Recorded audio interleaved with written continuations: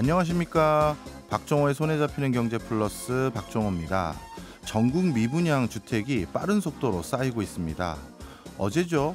국토부 통계에 따르면 지난해 말 전국 미분양 주택은 약 6만 8천 가구로 집계되었습니다.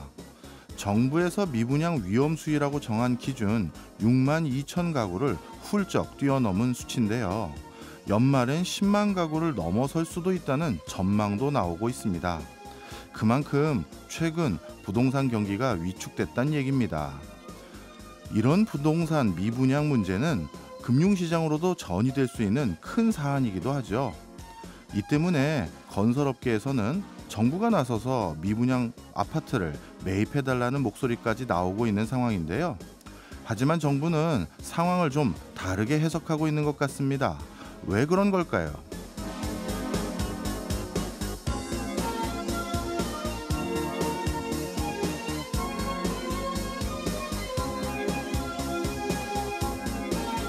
그동안 경제 위기 때마다 위기에 처한 대기업에 공적 자금을 투입해 살리는 사례를 많이 봐왔습니다.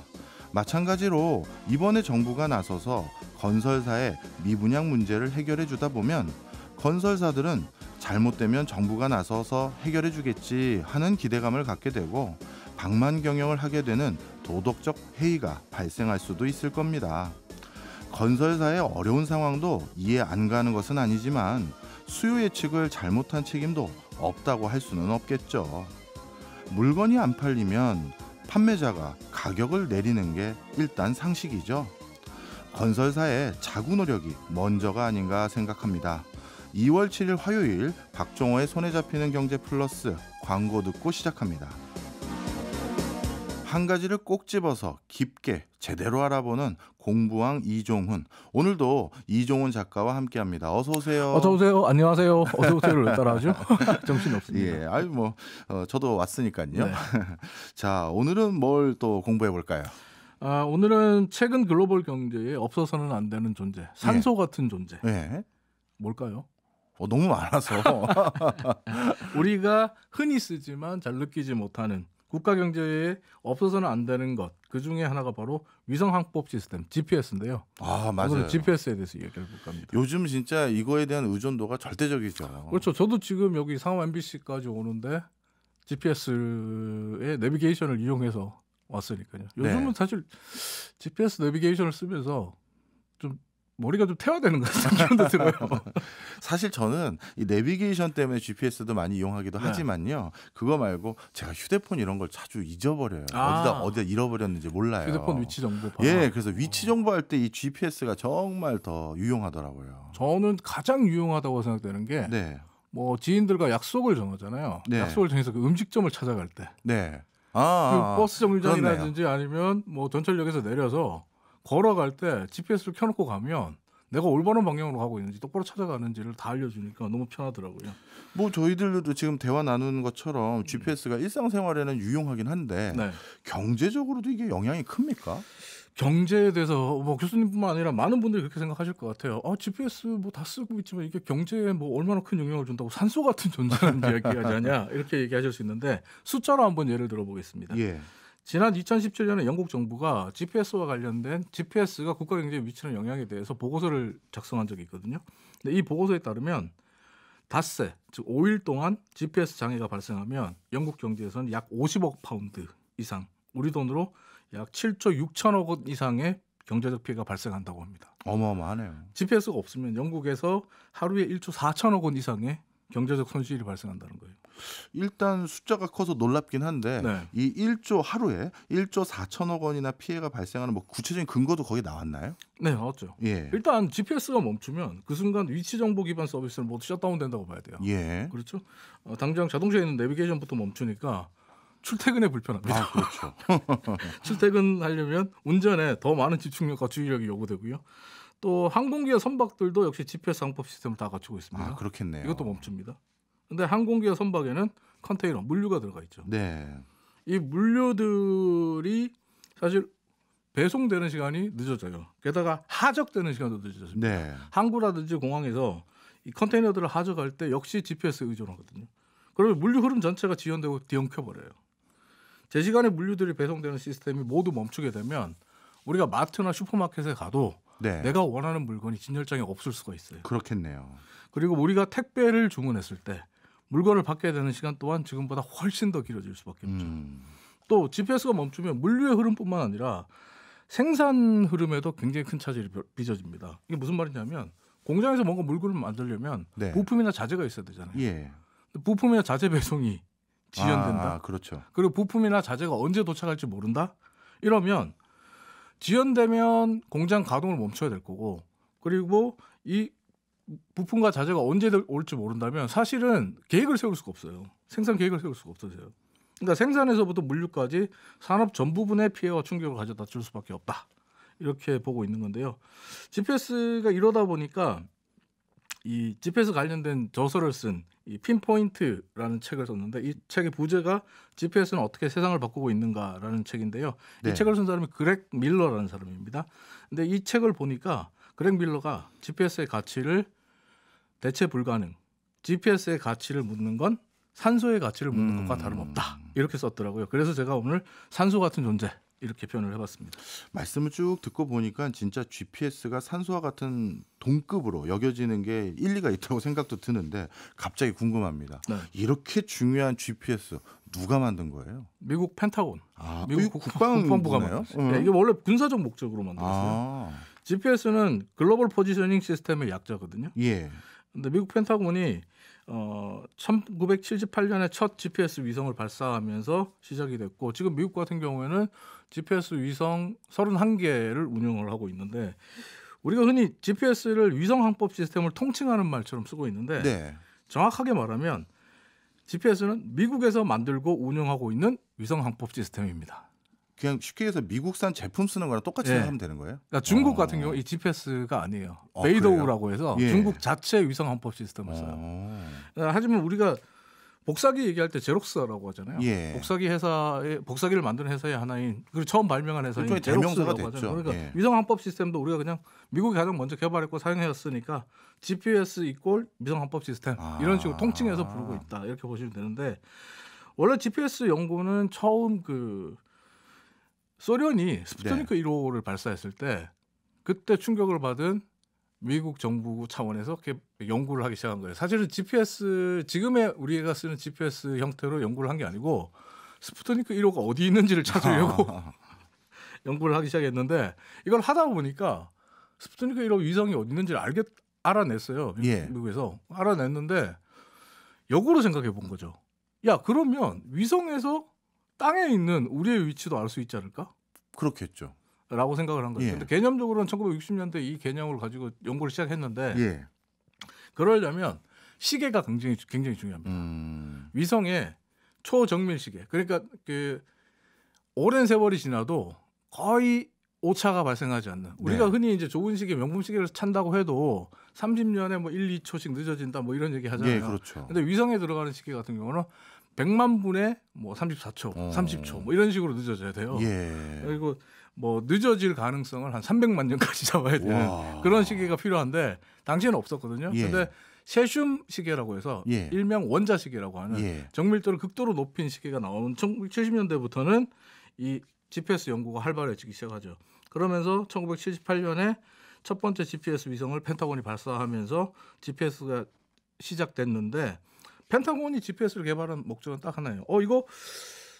이거 사용하면 폭격할 때 네. 우리 아군이 어디 있는지 알 수 있으니까 아군의 피해를 줄일 수 있겠다. 그리고 폭격의 정밀도를 높일 수 있겠다. 예. 이 두 가지 목적이었어요. 근데 궁금합니다. 네. GPS를 이용하는 건 위치를 찾는 건데 이게 정밀한 시계가 왜 필요해요? 정밀한 시계가 필요한 건요, 위성에서 신호를 보내는 시각과 우리가 지구에서 그 위치에서 수신한 시각을 빛의 속도로 다시 그렇게 계산해서 잡아내는 건데, 네. 제가 이번에 공부하면서 사실은 물리학 공부를 되게 많이 했어요.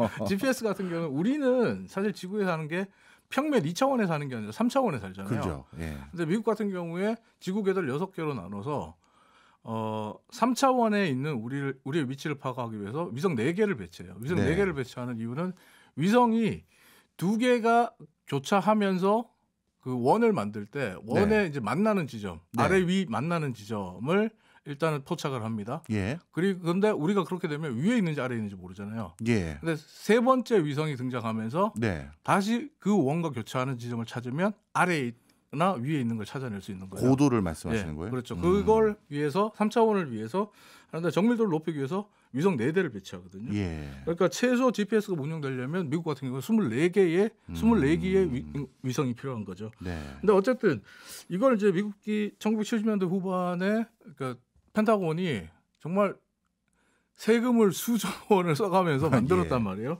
근데 사람들이 볼 때는 특히 또 군사 전문가들도 이거에 대해서 굉장히 좀 회의적이었어요. 네. 아니 왜 세금을 이런 쓸데없는 짓을 하지? 이런 불만들이 계속 터져나왔고 정말 쓸데없는 기술이라고 초창기에는 평가했던 게 바로 GPS입니다. 예.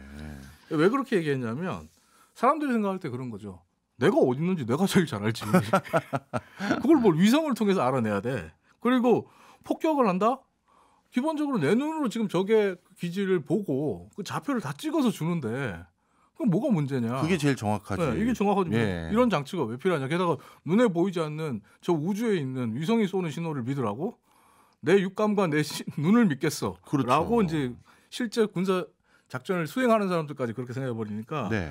미국 같은 경우에 이거를 일반인들에게는 공개를 하지 않았어요. 민간에게는 공개하지 않고 오직 군사용으로만 1983년까지 군사용으로만 사용했거든요. 그럼 그러니까 83년 이후에는 민간에 다시 공개를 한 거예요? 민간에 공개를 합니다. 예. 그 민간에 공개하게 된 이유가 바로 대한항공 007편 격추 사건 때문이에요. 우리나라 사건 때문에? 네, 1983년 9월 1일에 소련군의 미사일 공격으로 소련 영공에 넘어갔던 대한항공 007편이 격추되는 비극이 발생했거든요. 예. 그때 이제 007편이 비행 경로를 벗어나서 소련 영공에 들어갔고, 하지만 소련은 이게 육안으로 봐도 민간기라는 걸 알 수 있잖아요. 네. 근데 그럼에도 불구하고 어떤 경고도 없이 미사일을 발사해서 격추시켰거든요. 참 지금 생각하면 말도 안 되는 천공로할 만행이죠. 예. 그러자 레이건 당시 미국 대통령이 이런 비극이 재발하지 않도록 노력하겠다라고 하면서 이를 막기 위해서 GPS를 민간 항공기가 사용할 수 있도록 공개하겠다라고 한 거예요. 어떻게 보면 비극이 계기가 돼서 군용으로만 사용되던 GPS가 민간에게 개방된 건데, 하지만 당시 미국이 좀 꼼수를 씁니다. 예. 자기들이 돈을 들여서 만든 건데 이걸 민간에 그냥 싹 공짜로 풀기가 좀 그렇잖아요. 이게 그렇겠죠. 그래서 자신들이 사용하는 군사용에 비해서 정밀도가 떨어지는 신호를 줘요. 그래서 사람들은 또 정밀도가 떨어지면 이게 효용 가치가 좀 효용 떨어지죠. 가치가 거의 없어요. 그때는 1.5km까지 차이 났대요. 그럼 너무 차이가 큰데요. 그러니까 운전하러 갔는데 GPS 보고 운전했는데 1.5km 딴 데 가 있으면 이거는 뭐 그냥 그런 정도잖아요. 그냥 MBC에 있는 게 아니라 상암동 어디에 있다 뭐 그렇죠. 이런 수준이네요. 네, 그렇죠. 월드컵 경기장을 찍어줄 수 있는 거예요. 그러다 보니까 사람들이 이 새로운 기술에 별 관심을 가지지 않게 됐습니다. 그러면 실질적으로 GPS를 지금처럼 많은 사람들이 관심을 갖게 된 또 다른 계기가 있었겠네요. 사람들이 GPS 하고 이제 열광하기 시작했던 게 1991년에 발발했던 걸프전 이후예요. 걸프전 사막의 폭풍 작전이란 그 이름으로 유명한데, 걸프전 같은 경우에서는 미군이 사막에 들어가서 작전을 했잖아요. 네. 근데 사막에 모래 폭풍이 불면 눈에 이렇게 보이는 게 없어요, 정말.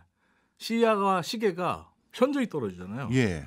그러니까 군인들이 적군을 피하거나 아니면 그 식수원, 그러니까 물이 있는 곳이나 아니면 자신들이 가야 될 베이스 캠프를 찾아가는 데 있어 GPS의 도움이 절대적으로 필요했던 거죠.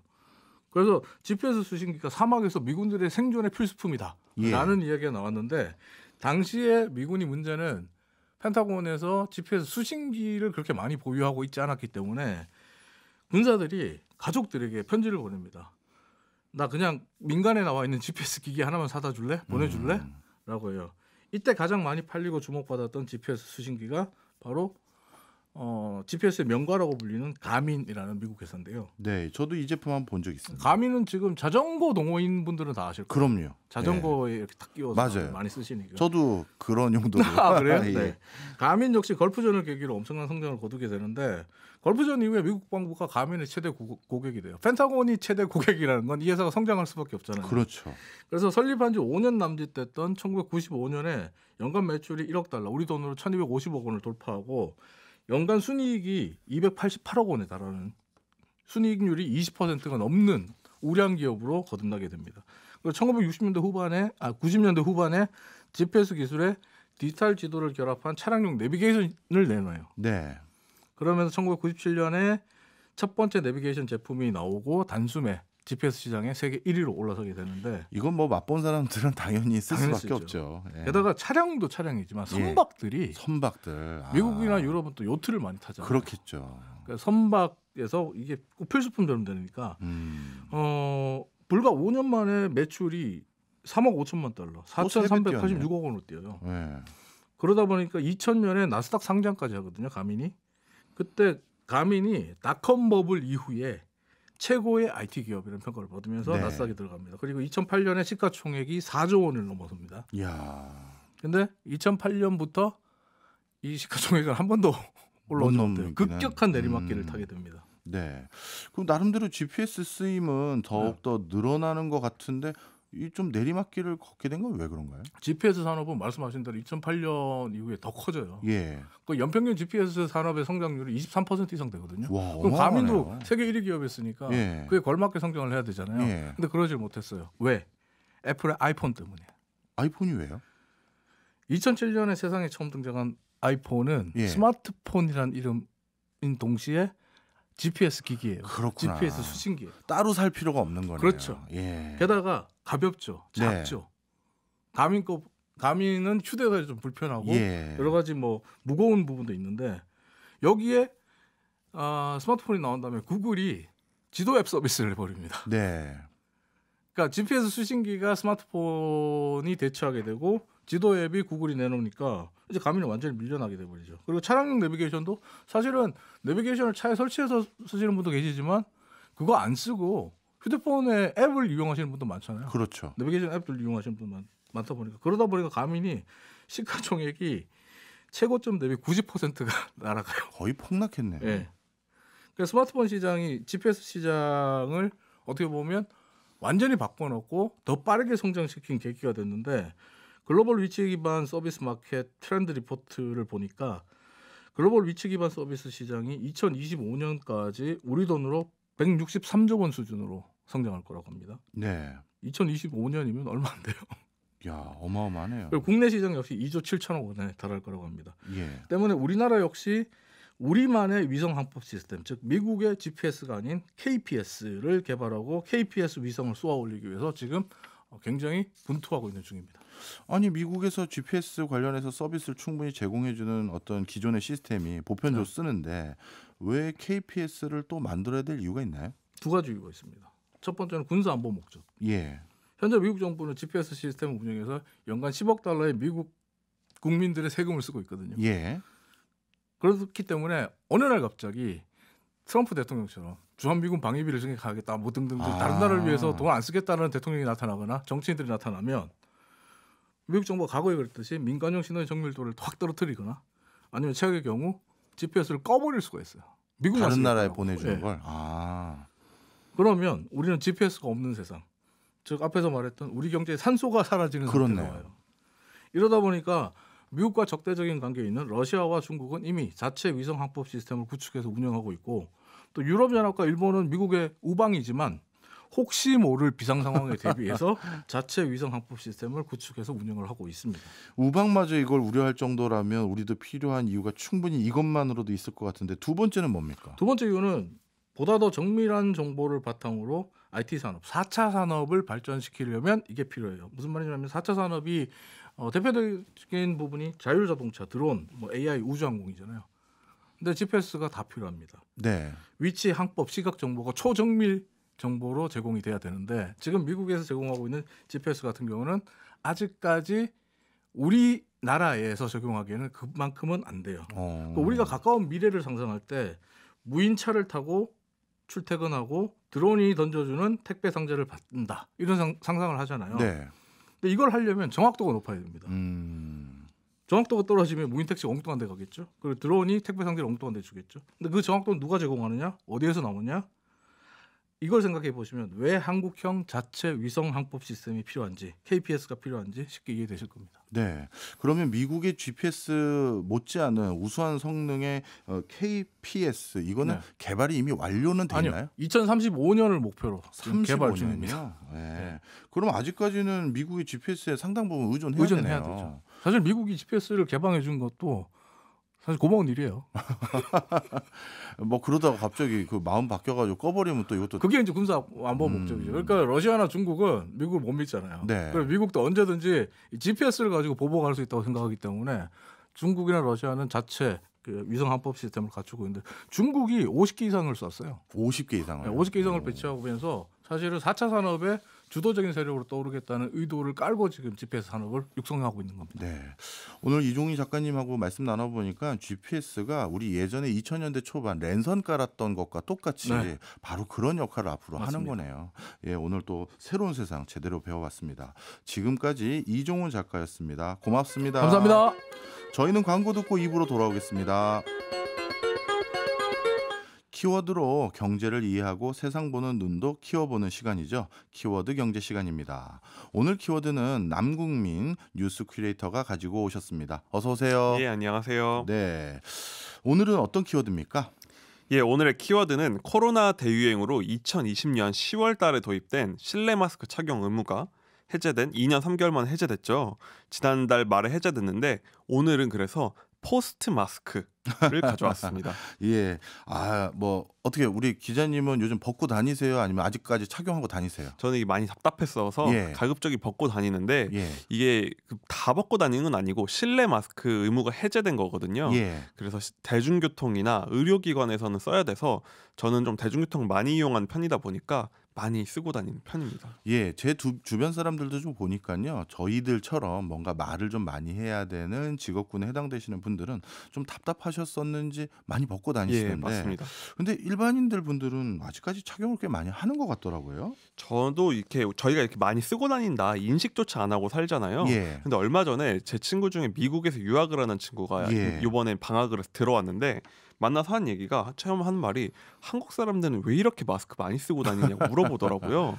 그래서 저는 당연히 쓰고 다니는 거 아닌가 했는데 미국은 일찍부터 마스크를 벗었잖아요. 예. 그런 것도 있었고 이게 외국에서 볼 땐 굉장히 좀 특이한가 봐요. 네. 그래서 최근에 이게 해제가 됐는데도 왜 한국인들 그리고 일본인들은 마스크를 많이 쓰느냐에 대한 기사가 나와서 많이 관심을 받기도 했습니다. 기사에서 뭐라고 언급했던가요? 여기서 분석한 게 좀 예상 가능한 부분이긴 한데요. 예. 이미 수년 동안 너무 의무적으로 써왔고 또 동아시아 특성상 주변의 눈치를 많이 보는 편도 있다. 예. 그리고 주변인에게 피해를 주고 싶지 않은 면도 있고 또 다른 점은 또 미세먼지 피해가 있다 보니 겸사겸사 쓰는 경향이 있는 것 같다. 이렇게 분석하고 있습니다. 네, 어떻게 보면 뭐 우리가 머릿속에서 예상했던 그런 분석들이긴 합니다만 실제 이런 이유들로 아직까지 많이 쓰고 계신 분들이 많거든요. 예. 그런데 아직은 많이 쓴다 해도 마스크 벗길 기다리는 분들도 많으실 것 같았었는데 실제로 뭐 어떤 가시적인 변화도 있긴 있죠. 우선 제 일상에 생긴 변화가 있는데요. 예. 네. 제가 마스크 해제와 함께 오랜 겨울 동안 멈췄던 운동을 다시 시작했어요. 이게 뭐 물론 게으름 탓일 수도 있지만 제가 하던 운동이 약간 서킷 트레이닝이라고 좀 굉장히 운동량이 높은 격렬한 운동을 하는 게 있는데 이걸 마스크를 쓰고 하니까 정말 힘들더라고요. 예. 숨이 너무 차다 보니까. 그런데 이 마스크 의무가 해제되자마자 저는 기다렸다가 바로 다시 다니기 시작했습니다. 예, 이런 이 서킷 트레이닝 이게 되게 힘든 운동이라고 들었는데. 예, 굉장히 힘들거든요. 예, 네. 이건 진짜 마스크 쓰고 하긴 힘들 것 같아요. 정말 숨이 차고 힘든 점도 있었고 예. 또 기억나게 예전에 수영장에서도 마스크를 쓰라는 곳이 있었어요. 수영장에서요? 그게 의무적으로는 쓰는 게 맞다고 하더라고요. 오. 그래서 저는 이게 너무 이상하다. 예. 그래서 좀 이런저런 이유로 운동을 좀 잠시 쉬고 있었는데 예. 이번에 확실히 보니까 저처럼 격렬한 운동들 특히 좀 기다렸다는 듯 다시 다니는 분들이 많아지는 것 같습니다. 네. 역시 이렇게 일상이 조금씩 바뀌어가는 것도 우리가 이제 지켜볼 수 있는 부분이 있지만 기업들도 뭔가 이제 대비를 해야 되겠어요. 이런 영향이 가장 크게 드러나는 게 아무래도 기업들이죠. 아마 지난달 내내 주식 투자하는 분들 마스크 해제 수혜주 찾느라 바쁘셨을 거예요. 근데 팬데믹 기간 내내 가장 크게 울고 웃은 회사가 바로 화장품 회사들이죠.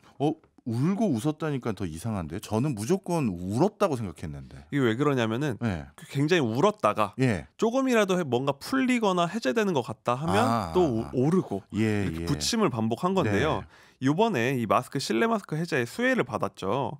주변에 여성분들 얘기를 들어보면 화장을 해도 어차피 네. 마스크를 한 번이라도 쓰면 지워지니까 예. 잘 안 하고 다니게 된다. 예. 그리고 쓰고 잘 안 벗으려고 한다.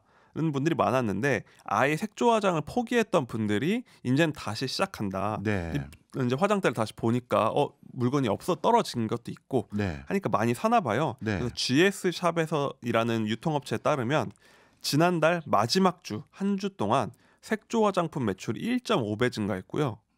입술 화장품은 7배 매출이 늘었다고 합니다. 이야, 진짜 그야말로 이제 뭐 본격적으로 이제 화장을 시작했다 이렇게 볼 수 있는 수치들이네요. 예, 본격적으로 다시 시작됐다 보입니다. 결국 이제 뭐 마스크가 얼굴 가렸던 편리한 점도 있었는데 이제 다시 신경 쓰게 되는 그런 기조잖아요.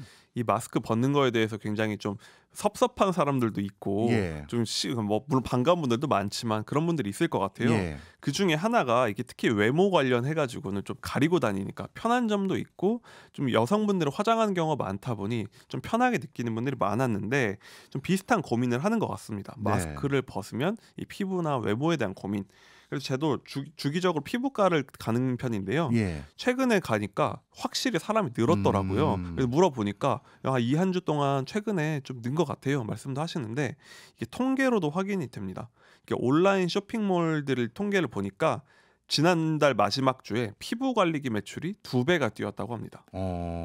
아무래도 마스크를 쓰는 동안 피부가 나빠지기도 했고 네. 벗어야 되니까 좀 좋게 보이고 싶은 그런 수요가 있는 것 같습니다. 남성분들은 그럼 당연히 면도기 매출 올랐겠네요. 예, 맞습니다. 면도기 매출도 66% 정도 이야. 올랐다고 합니다. 저도 요즘에 마스크를 쓰니까 뭐 하루 이틀 정도 그냥 뭐 면도 안 하고 그런 경우 많잖아요. 예. 그런데 이제는 항상 언제든지 보여줄 준비가 돼 있어야 되다 보니 남자든 여자든 다 외모 관리에 좀 투자를 하고 있다. 그렇게 보입니다. 기자님 다음번에는 이런 거 벗기 전에 이 매출 그러게요. 증가 소식을 미리 알려주세요. 이미 딱 준비를 해놔야 될 것 같아요. 예. 네.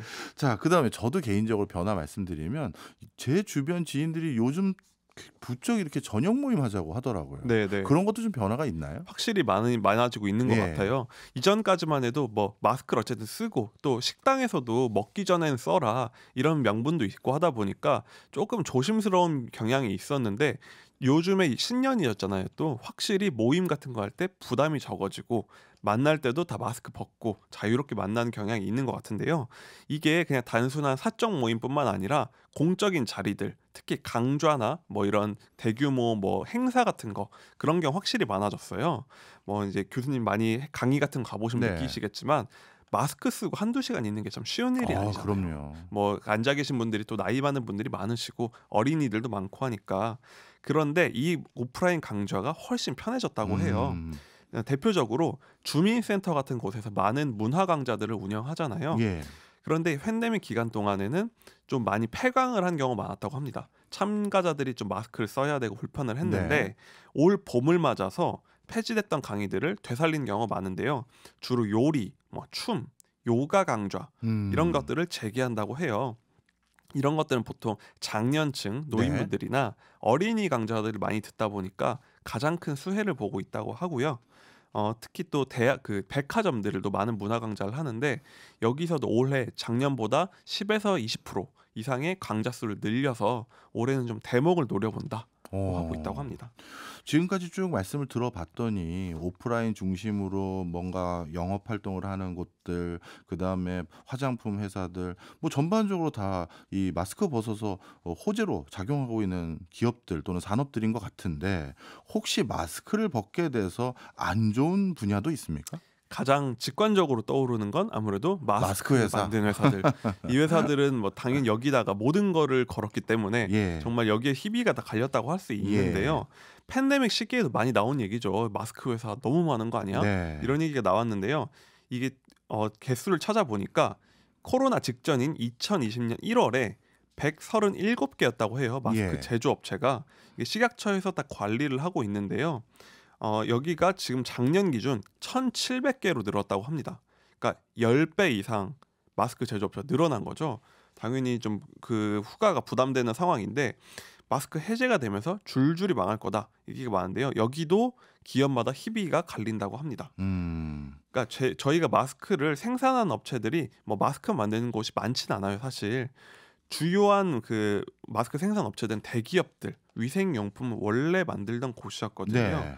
이런 업체들은 일찍부터 포스트 마스크를 대비해서 예. 마스크 생산량을 좀 조절을 하고 그와 동시에 그냥 위생용품, 물티슈 그리고 뭐 청소기나 샤워 필터 같은 걸 만드는 식으로 좀 이제 다른 쪽을 많이 만들고 있다고 합니다. 하긴 생각해 보니까 물티슈나 의료용 마스크, 필터 이런 것들은 마스크의 용품을 바탕으로 만들 수 있는 다른 거네요, 바로. 예, 맞습니다. 같은 그 원료를 사용하다 네. 보니까 이 업체들도 마스크만 만들던 게 아니라 이 기간 동안 단기적으로 생산량을 늘리는 식으로 대응을 해왔기 때문에 유연하게 된다고 해요. 예, 그런데 방금 말씀 주셨던 필터라든가 의료용 마스크 같은 경우는 약간 뭐라 그럴까요? 기준이 좀 더 까다롭기도 해서 네. 견실한 마스크 회사들은 일로 뭐 업종 전환 같은 걸 할 수 있을 것 같은데 문제는 좀 영세한 회사들일 것 같아요. 예, 맞습니다. 이런 뭐 의료용 같은 걸 만드는 곳은 약간 부업 삼아서도 만들 수 있는 게 쉬운 게 마스크인 건데 이런 영세 업체들은 굉장히 문제가 되죠. 왜냐하면은 마스크 품귀 현상까지 있던 시기에 만들어지다 보니까 그냥 정말 가장 가벼운 마스크만 만들고 그것도 예. 높은 수준의 마스크도 아닌 그런 거 만드는 경우 많았는데 이런 경우들은 이제 마스크 해제가 됨으로써 매출에 직격탄을 받게 되고 영업이 힘들어질 수밖에 없어집니다. 그래서 가장 지금 벌써 나오는 얘기가 이런 공장들에서 직원들이 하루아침에 회사가 없어져가지고 임금을 받지 못한다든가 예. 그리고 또 이제 많은 채권자들도 피해를 본다든가 채권 채무자 피해를 보는 식으로 많은 여파가 있다고 해서 수천 개의 업체들 어떻게 이걸 대응을 해야 될까 정부도 고민을 하고 있는 것 같습니다. 네, 맞아요. 예전에도 일순간 어떤 계절적인 수요로 인해서 많은 물건들이 필요한 시점에는 하청업체들이나 협력업체들에게 관련 용품들 잔뜩 발주해놨다가 예, 그게 하루아침에 필요 없어지면 그냥 발주를 취소해버리면 협력업체는 매번 이 정도 규모로 발주가 왔으니까 미리 사놓은 것들을 어떻게 처분도 못하고 연쇄도산이나 이렇게 되는 경우도 많은데 그렇죠. 이번에도 그런 게 좀 우려될 것 같긴 합니다. 그리고 좀 생활에서 체감하는 부분 중에 하나가 네. 그 KF94 마스크나 80 마스크처럼 예. 굉장히 좀 그 방어의 수준이 높은 네. 그런 마스크들 같은 경우는 저는 이 코로나 전에도 집에 쌓아두고 있었거든요. 오. 왜냐면은 미세먼지 때문에 미세먼지. 많은 분들이 그 집에다가 쟁여둔다고 하죠. 그렇게 해놓은 게 있다 보니까 그거를 쓰고 있는데 그것보다 좀 가벼운 마스크들도 많이 쓰셨을 거예요. 예. 불편하니까 어디 갈 때 그냥 쓰고 있어야 되겠다. 그런 마스크들은 주로 영세한 업체들에서 그냥 가볍게 찍어내는 게 많다 보니 이번 포스트 코로나 이후에는 아마 가장 큰 피해를 볼 것이다. 그래서 대기업들은 오히려 그냥 기존의 마스크를 의료용 같은 걸로 생산을 하면 된다. 이렇게 반응을 하고 있더라고요. 네. 그래서 아마 이 여파도 희비가 갈리지 않을까 싶습니다.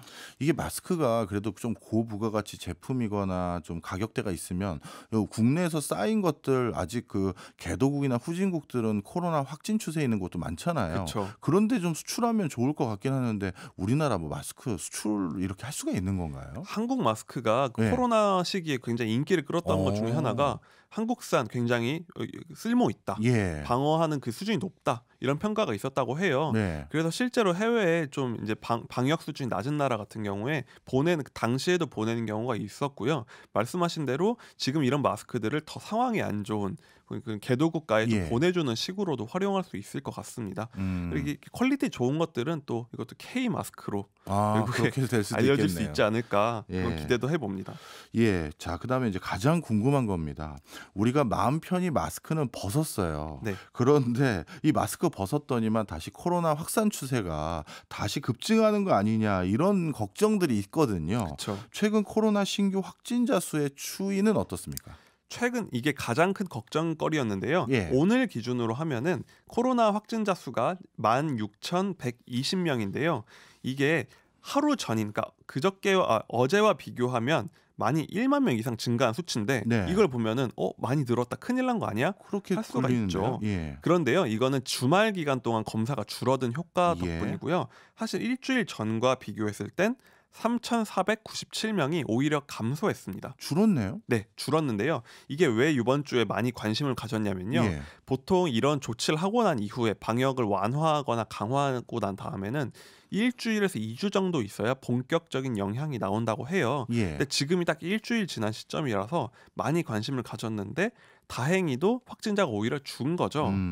처음에는 그 질병관리본부 같은 곳에서도 마스크를 이게 항상 고민점인 저거죠. 국민들의 편의와 국민들의 건강 둘 사이에서 줄타기를 하는 거잖아요. 예. 만약에 이거 상황이 안 좋아지면 다시 강화할 수도 있다는 여지가 있었는데 예. 정부에서는 이렇게 설명을 합니다. 지금 주기적으로 상승과 하락 반복하는 상황에서 지금은 좀 감소 국면이었다. 마스크를 벗어서 조금 늘 수는 있지만 감소 국면이 더 강할 거라고 했는데 적어도 지금까지는 다행히 정부의 예상대로 확진자가 오히려 줄어들고 있는 것 같습니다. 그래서 정부에서는 만약에 이 추세가 이어진다면 한 5월 정도엔 모든 곳에서 마스크를 벗어도 될 수 있지 않을까 기대를 하고 있다고 하는데요. 그러면 저같이 대중교통 타는 사람들 네. 자유롭게 다닐 수 있지 않을까? 그렇네요. 마지막 그 공간이었던 대중교통 이런 부분까지도 완전히 해제가 되면요. 네. 혹시 중증 질환자는 오히려 늘고 그러진 않았나요? 지금까지 나온 바에 따르면 다행히 그런 수치도 좀 안정화는 되고 있다고 해요. 사망자는 일일 사망자의 경우에는요. 전날보다 한 8명 정도 감소했고요. 예. 위중증 환자도 전날에 비해서 4명 정도 늘었는데 예. 둘 다 그렇게 큰 의미가 있는 수치는 아니고 예. 치명률 같은 경우는 계속 정부에서 모니터링을 하고 있기 때문에 네. 이게 만약에 안 좋은 신호가 나온다 하면은 정부에서도 빠르게 대책을 내놓지 않을까 싶습니다. 사실 우리 국민들이 또 언제든 쓸 준비가 되어 있잖아요. 또 맞아요. 그러다 보니까 이 부분에 대해서 많이 대비가 되어 있지 않을까 생각합니다. 네, 저도 사실 마스크 집에 많이 남겨져 있거든요. 그런데 이거 뭐 크게 걱정 안 하는 이유가 우리가 코로나19 전에는 메르스 또 사스 뭐 이런 것들이 자꾸 나왔잖아요. 그쵸. 근데 앞으로도 또 안 나온다는 보장이 없으니까. 그렇습니다. 그래서 많은 분들이 뭐 혹시 집에 있는 마스크들 이건 또 이제 어디다 쓰나 이렇게 괜한 걱정 안 그쵸. 하셔도 될 것 같긴 해요. 예. 그다음 이제 궁금한 게 코로나 기간 동안 어린 아이들이 마스크 쓰고 다니는 거 보면 제가 좀 마음이 안쓰러웠거든요. 맞습니다. 근데 또 애들은 또 많이 뛰어다니는데 그쵸. 그렇게 운동량이 많은데 저 숨 안 찰까 그랬는데 혹시 이 기간 동안 아이들이 마스크 때문에 뭐 신체적으로 문제 있거나 그런 건 없었나요? 이렇게 자녀가 있는 분들은 뭐 가장 많이 느끼실 텐데 네. 저 같은 경우는 자녀는 없다 보니 조카를 봤을 때 조카가 딱 3살인 조카가 있거든요. 둘째 네. 조카가.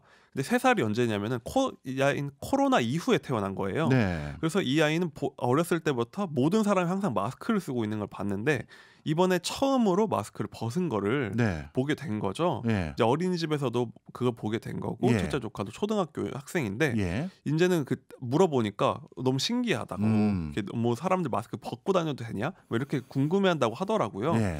다행히 학교에서도 이제 다 벗다 보니까 아이들이 굉장히 자유롭게 뛰어다니고 훨씬 더 쉽게 뭐 숨을 쉬고 이렇게 하고 있는데요. 한동안 이 아이들을 마스크 세대라고 불렀는데 네. 다시는 그런 일이 없었으면 좋겠습니다. 오히려 아이들한테도 좋은 기회가 되는 것 같습니다. 네. 예, 감사합니다. 지금까지 남국민 뉴스 큐레이터였습니다. 고맙습니다. 네, 감사합니다. 네, 오늘 박정호의 손에 잡히는 경제 플러스에서 준비하고 있는 곡은 멜로망스의 고백입니다. 사실 소통을 할 때는 얼굴 표정이라든가 이런 것들이 중요한 힌트가 되는데요.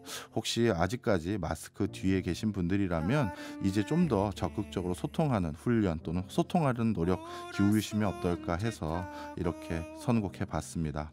오늘도 무탈한 하루 보내시길 바라면서요. 박정호의 손에 잡히는 경제 플러스 내일 11시 5분에 다시 찾아오겠습니다. 고맙습니다. 바로 그 순간이야.